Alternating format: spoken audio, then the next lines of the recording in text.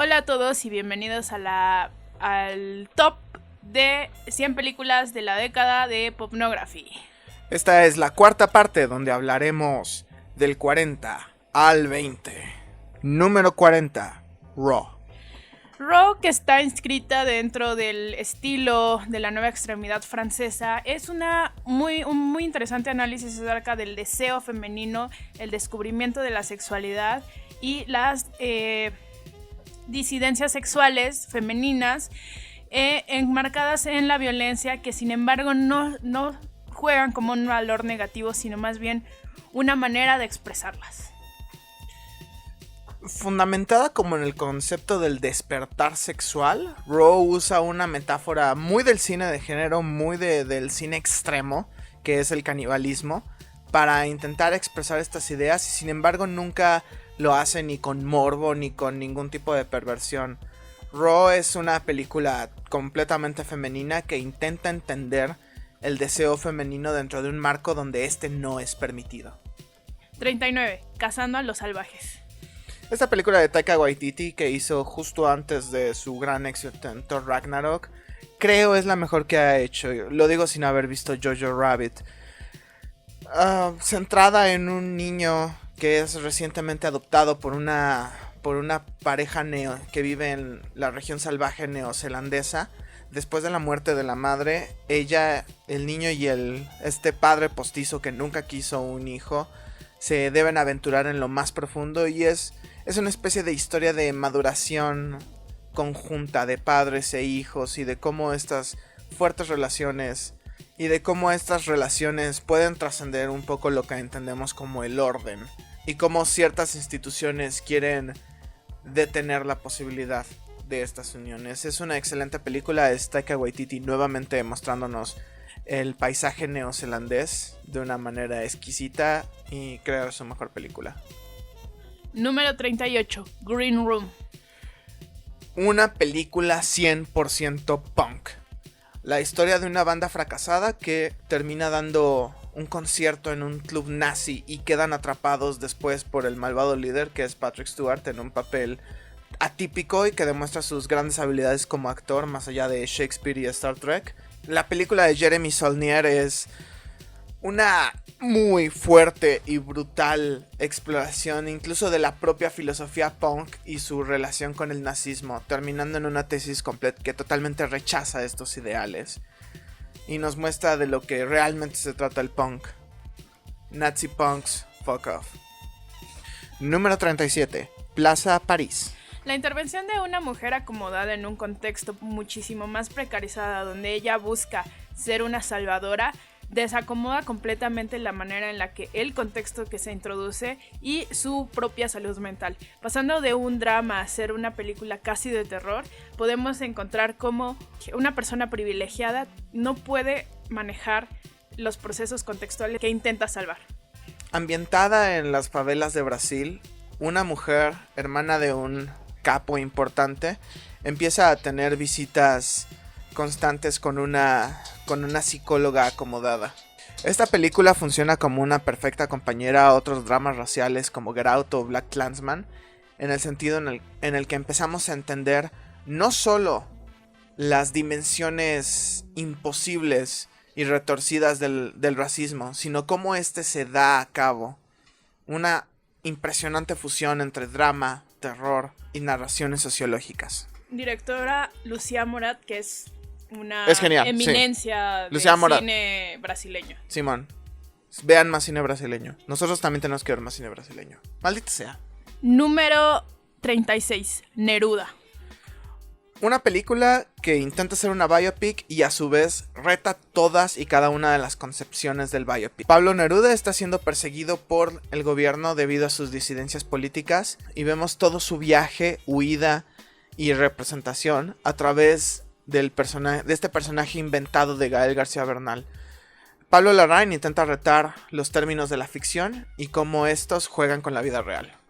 Como ustedes saben, yo odio las biopic que plantean utilizar al personaje contando solo su narración, y me parece muy inteligente cómo en esta película Pablo Larraín lo que hace es una reflexión acerca de el autor y qué es el autor y cómo se relaciona con sus personajes, no solo hablando de la obra de Neruda, sino de la suya propia al tomar estos personajes reales, entre comillas, y convertirlos en personajes que viven a través de la historia. Número 35. El lobo de Wall Street. Esta película de Martin Scorsese encumbra al cine de gangsters, pero transfiere el concepto del gángster de tal vez algún matón italiano en Nueva York a los verdaderos criminales, la bolsa de valores. Basada más o menos en la vida real del corredor de bolsa y maestro del fraude Jordan Belfort, intenta mostrarnos de una forma un tanto poco convencional la típica filosofía scorsesiana de que el crimen nunca paga, pero usando la cinematografía atrevida, estridente y colorida del siglo XXI. Personalmente, mi película favorita de gángster de la década de Martin Scorsese, creo que El lobo de Wall Street le regresó un poco de ese aire nuevo a Martin Scorsese. Se siente fresca, se siente muy juvenil, y no pensaríamos que es de un autor que ya ha estado encumbrado, porque realmente se ve un Martin Scorsese muy fresco y muy juvenil. Número 34. Sorry to Bother You. Una película punk con temas raciales y con temas también sobre el capitalismo afectando a una sociedad específicamente. No solo estamos hablando de algo relacionado a los afroamericanos, sino también cómo el capitalismo maneja a las clases trabajadoras. Además de esto, tenemos personajes muy interesantes y de una manera muy experimental, fotográficamente, en edición, muy muy interesante. Realmente quisiera saber qué va a ser Buzz Riley en el futuro, porque se ve completamente prometedor. Buzz Riley se ha convertido en una especie de figura controversial dentro del cine americano. De entre todos los directores afroamericanos que han surgido, Coogler o incluso el resurgimiento de Spike Lee y Duvernay, él es el más atrevido, el más revolucionario y sobre todo el más político. Sorry to Bother You es su ópera prima, pero no puedo esperar a ver qué más va a hacer este director y cómo va a retar todas las formas que hay en el cine americano y afroamericano. Número 33. Midsommar. La segunda película de Ari Aster, lo sentimos, Hereditary no está en el ranking porque no la vimos, somos caca. Midsommar reta estéticamente al cine del terror usando la antigua fórmula del terror folk y esta estética primaveral extraña que rara vez vemos ambientando al cine de terror. Todo esto para intentar hacer una discusión acerca de las relaciones y de cómo nos inmiscuimos con otras culturas. Todo en un delicioso y simple paquete. Midsommar me parece un interesante punto de reflexión acerca de la pérdida y cómo manejamos eso, al mismo tiempo que está haciendo una crítica de las sociedades sectarias y cómo llaman a las personas a entrar en ellas. El manejo literal o la metáfora literal de cómo abarcan y retoman los cuerpos de las otras personas para sus propios intereses. Número 32. Spider-Man, Enter the Spider-Verse.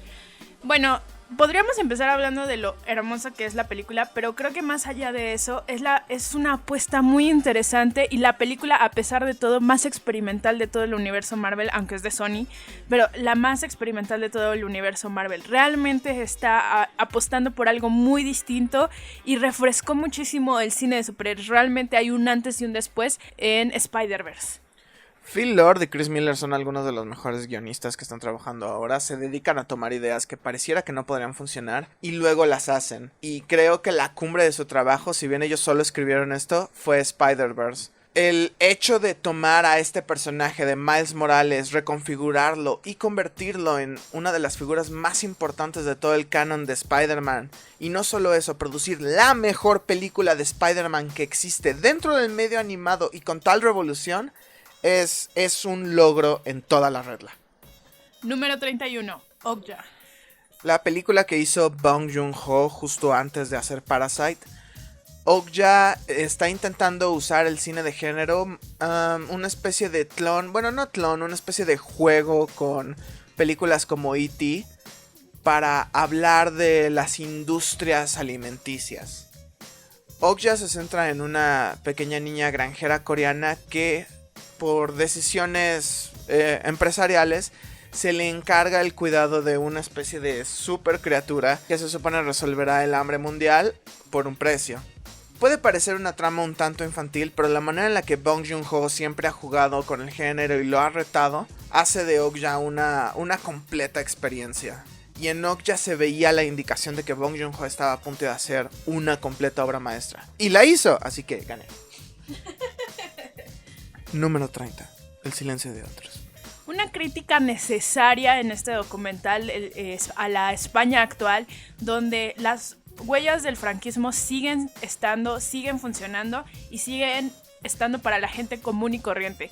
El silencio de los otros es realmente muy importante para el contexto español en el que se está dando esta búsqueda todavía de los cuerpos de los desaparecidos y asesinados en España durante el franquismo. ¿Sabían que no se puede discutir en términos legales o prácticos el franquismo nunca en el gobierno español?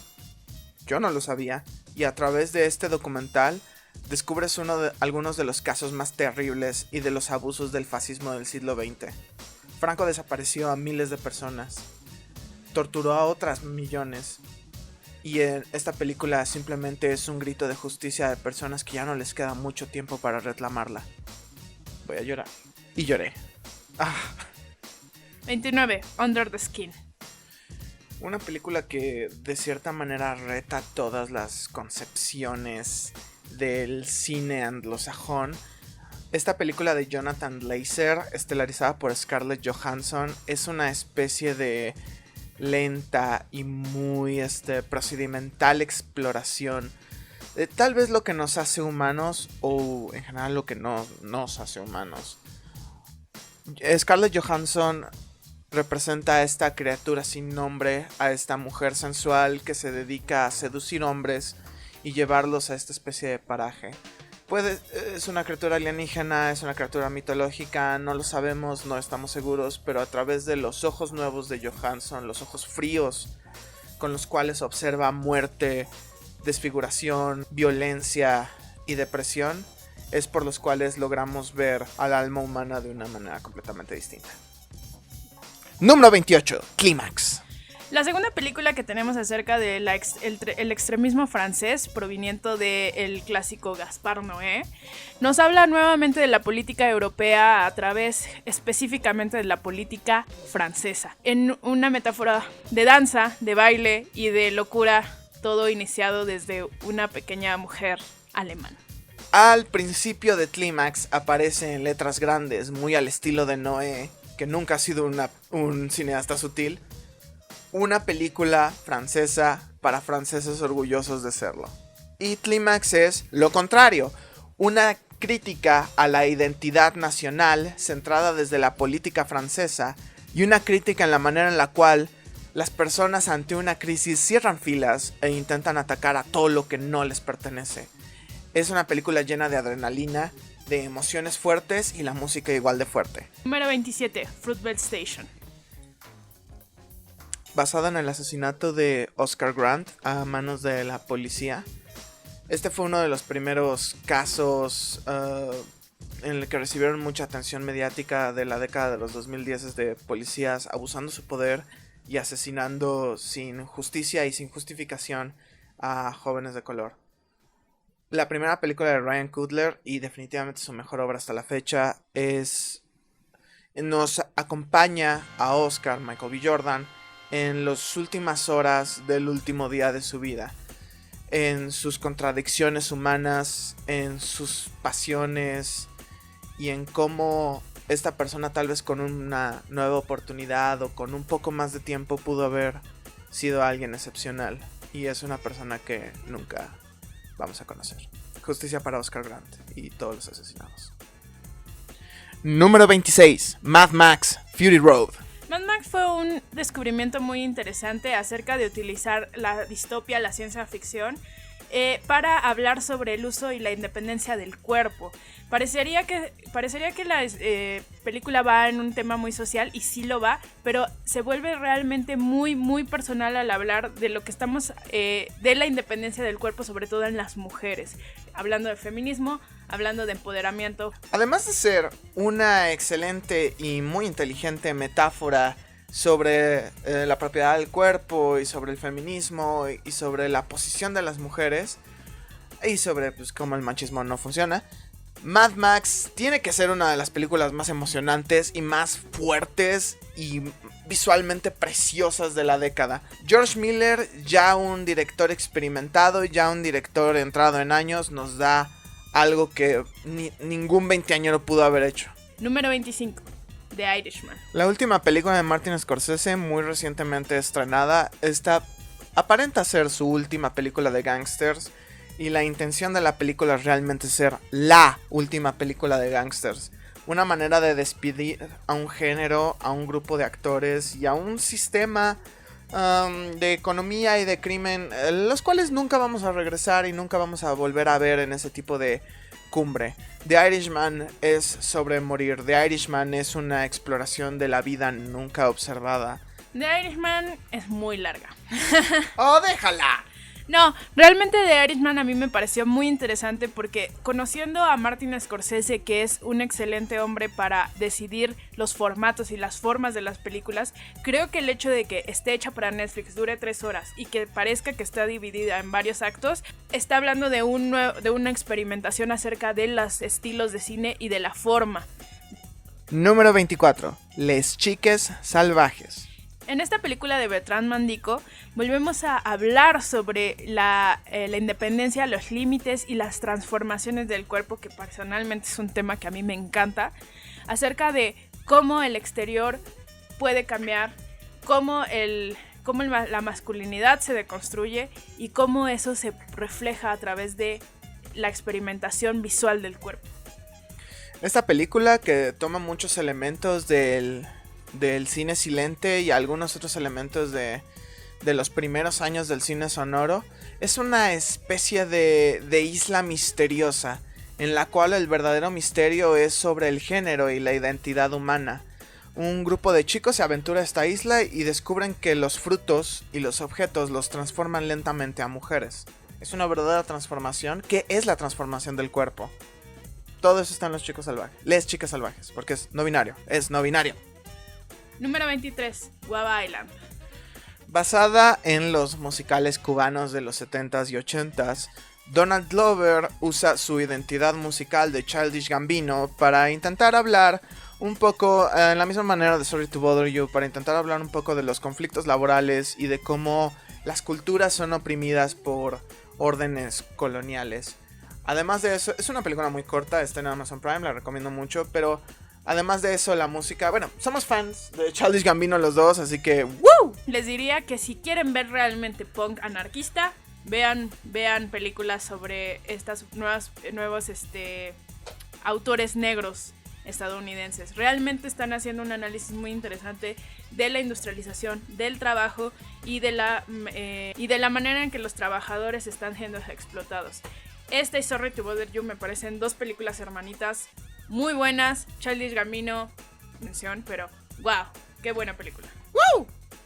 Número 22. Barda por Agnes. Creo que la muerte de Agnes Barda el año pasado cambió muchísimo esta película, que planteaba hacer una reflexión sobre lo que llevaba su trabajo y el final de su trabajo como directora, hacer el epílogo de todo su trabajo. Esa transformación no solo nos da una mirada acerca de lo que ella hizo, sino también a todo lo que significa el trabajo de un cineasta, de un director y de un autor. Agnes Barda, en paz descanse, creo que es una de las figuras cinematográficas más importantes de todo el siglo XX, y esta película no hace más que confirmar los hechos y darnos un muy tierno epílogo sobre esta autora. Ella menciona en la propia película que cada 10 años hacía como una película que consideraría su última. Esta vez a los 90 años se cumplió la profecía y no podemos más que agradecerle a esta mujer por una increíble obra, tanto cinematográfica como plástica como literaria. Viva Agnes Barda. Número 21, Sing Street. Un tributo a la música de los 80s, un tributo a los videos musicales, un tributo al esfuerzo de bandas jóvenes y de jóvenes intentando revolucionar su espacio, pero sobre todo un tributo a la hermandad, a la familia, y no me refiero en el concepto cristiano de la familia, sino a la fuerza de esta unión de los hermanos, Sing Street es uno de los musicales, tal vez el musical más bonito que ha salido en todo el siglo XXI, porque definitivamente no es La La Land. No sé, la amo y cada vez que la veo... Yo sé que he dicho esto muchas veces, pero Sing Street vuelve a retomar el tema de las políticas en Inglaterra. Sí, también. Y es muy interesante porque Sing Street fue el primer musical que vi en esta nueva era donde me di cuenta que el musical no estaba muerto. Quien crea que el musical está muerto está muy equivocado. Realmente fue la primera vez que volví a darme cuenta que el musical tenía todo el sentido del mundo ahorita. Y realmente otro análisis por medio de una historia muy tierna, muy bonita de lo que sucedió y de las transformaciones que siguen golpeando a Irlanda y a las colonias inglesas. Y bueno, esas son otras 20 más de nuestro ranking del 40 al 20. Manténganse al tanto, pues pronto vendrá el próximo video con 20 al 10. Así es, el top 20 se dividirá en 2 partes. Espérenlo. Va a ser muy largo. Muy largo. Hasta la vista. Hasta la vista. Bebés. Hasta la vista. Hasta la vista, bebés.